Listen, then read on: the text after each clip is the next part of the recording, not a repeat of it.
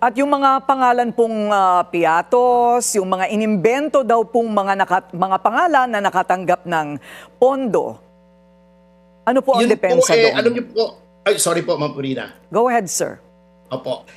Alam niyo po yon, standard protocol po yon sa confidential funds. Ako po Ma'am Corina ay galing din sa Department of the Interior and Local Government bilang isang Assistant Secretary noong ang kalihim po ay si Mayor Alfredo Lim, year 2000. So talagang standard po yan, kaya nga po confidential eh. Yung informant po nyo, pag inilagay nyo yung pangalan doon, at syempre po, hindi naman na iisa o dalawang tao lang ang may access doon sa listahan yon, eh baka manganib po ang buhay noong tao. Ngunit, pwede pong i-decode yon para malaman talaga na ito ay natanggap. So, that is a non-issue na pinag-uulit-ulit po nila. Usap-usapan na naman ngayon ng confidential funds ni Vice President Sara Duterte matapos siyang sampahan ng graft and plunder complaints sa Office of the Ombudsman.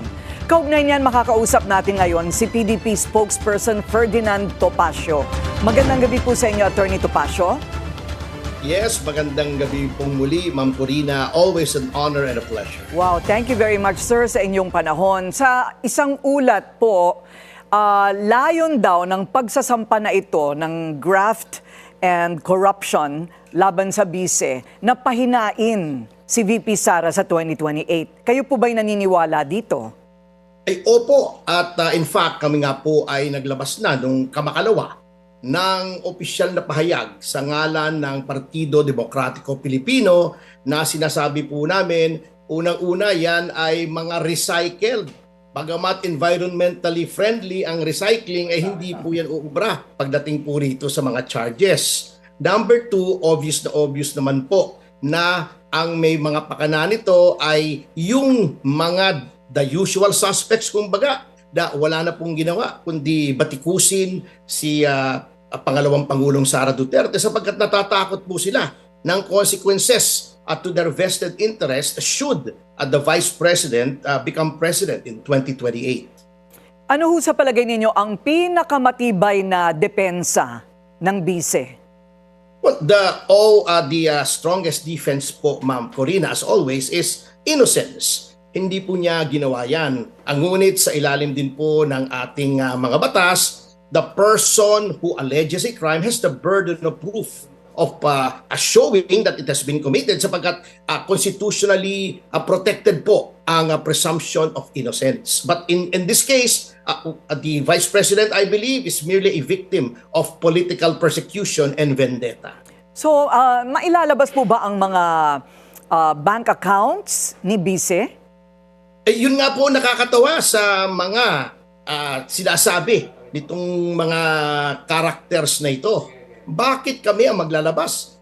Meron po talagang prinsipyo sa Roman law na e cumbenti probatio qui decit non qui negat, or the burden of proof is on him who alleges something. They're saying that she has amassed more than 50 million in ill-gotten wealth. So, dapat pong sila po ang magpakita kung nasaan yung 50 million plus na yon. Kung wala, then the case must perforce be dismissed. So, they can subpoena the transparency of her bank accounts. May subpoena powers under certain circumstances sapagkat meron po tayong secrecy of bank deposits, but again po, we repeat, at natatawa nga po kami. Akala ko ba they are convinced of the merits of their case? Ang kapal-kapal nga ng mga papeles na isinupiti nila. Ibig nyo pong sabihin sa daan-daang libong pahinang yon, wala yung alegasyon nila kung nasaan yung 50 million. So, nakakatawa po ito. The powers of subpoena cannot be used as a fishing expedition under our due process clause. So dapat po sila magpakita. Ito yung bank account, ito yung mga yaman, ito yung lupa, ito yung bahay, ito yung mga sasakyan. At yung mga pangalan pong piatos, yung mga inimbento daw pong mga pangalan na nakatanggap ng pondo, ano po ang depensa doon? Alam niyo po, sorry po Ma'am Purina. Go ahead, sir. Opo.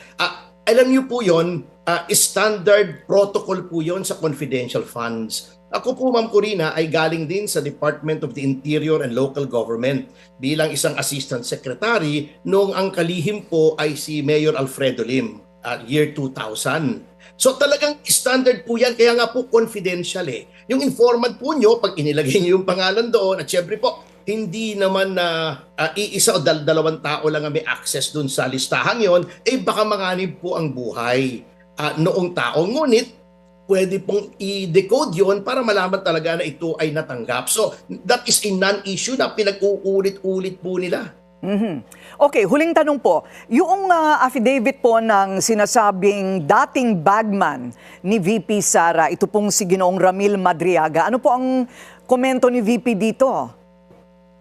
Hindi ko po, I cannot pretend to speak on behalf of the Vice President sapagkat ako po ay tagapagsalita ng PDP. Ngunit bilang isang abogado po, that is an uncorroborated statement. Pwede naman po mag-imbestiga ang ombudsman. Kahit nga po anonymous, pwede naman po ang DOJ din po. Ngunit, titignan po natin yung credibility noong mga aligasyon. At yung binabasa ko po yung affidavit na iiling lang po ako sapagkat yung sinasabing 1 billion in a grandia, that's physically impossible. Number 2, yung nagbi-build up daw ng war chest, si binibining Sara Duterte. Alam niyo po, I personally know as to approximately when nag-umpisa yan na mag-harbor ng ambitions for president. Yung before that po, there was really no plan to run as vice president or even president. Yung prior to 2022, last minute po yun, and I know this personally. So, ang dami pong mga inconsistencies at kung ano-anong mga incredibilities ng affidavit pong yun. Okay, maraming salamat po sa inyong oras, PDP spokesperson Ferdinand Topacio. Yes, I'm much obliged. Thank you, Ma'am Corina. God bless.